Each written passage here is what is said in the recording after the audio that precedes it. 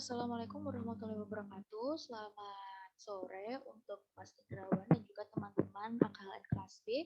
Di sini saya Agnes Putri, NPM 039 akan menjelaskan mengenai topik paper UAS saya yang berjudul Analisis Kebijakan Luar Negeri Korea Selatan pada rezim Moon Jae-in terhadap Korea Utara, upaya koeksistensi dua Korea. Untuk latar belakangnya, saya mengambil titik pada saat pecahnya Korea menjadi dua, yaitu Korea Selatan dan juga Korea Utara. Dan kedua Korea ini sama-sama memiliki negara pendukung di belakangnya, yaitu ada Amerika Serikat dengan paham demokrasi bersama dengan Korea Selatan. Kemudian juga ada Uni Soviet dengan paham komunisnya menggandeng Korea Utara. Dan hal ini juga berbarengan dengan semakin menegangnya situasi perang dingin antara Amerika Serikat dan Soviet, sehingga menyebabkan dampak buruk bagi hubungan antara Korea Selatan dan juga Korea Utara.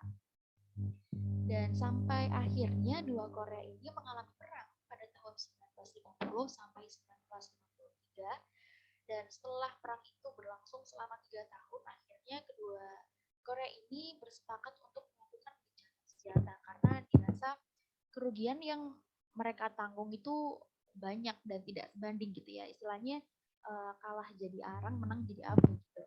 Dan setelah melakukan gencatan senjata, hubungan antara Korea Selatan dan Korea Utara ini sampai sekarang belum bisa terbilang benar-benar damai karena gencatan senjata yang waktu itu dilakukan itu bukan merupakan perjanjian damai yang sah secara berkelanjutan.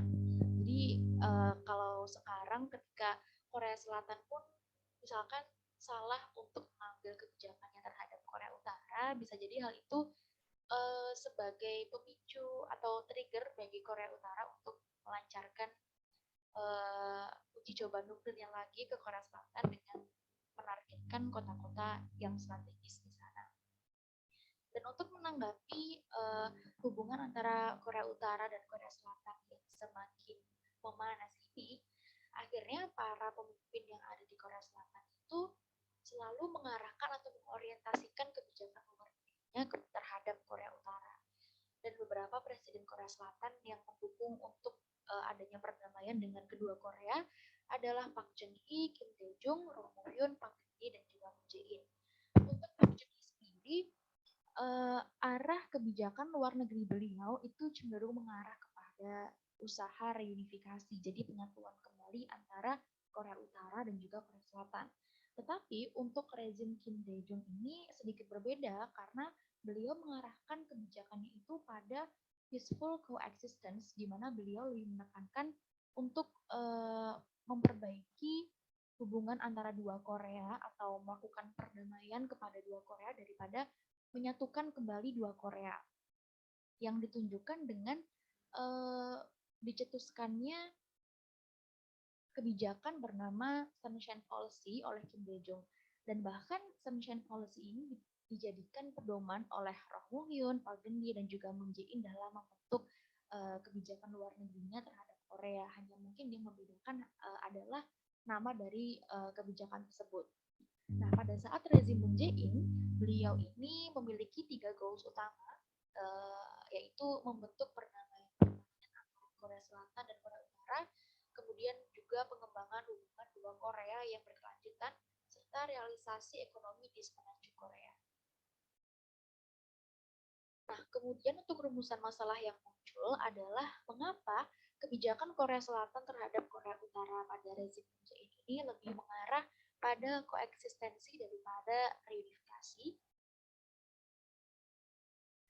Lalu untuk konsep yang saya gunakan di sini adalah rational choice theory yang dikemukakan oleh Graham T. Allison, yang mengatakan bahwa pemerintah dianggap sebagai aktor pengambil keputusan secara rasional yang dipengaruhi oleh 4 faktor, yaitu goals and objective, tujuan dan saran, options, opsi, konsekuensi, dan juga choice atau pilihan. Dan di sini terdapat bagan dari rational choice theory dari Graham C. Allison. Jadi inti atau hubungan dari 4 faktor dalam konsep ini adalah ketika tujuan dan sasaran ini atau goals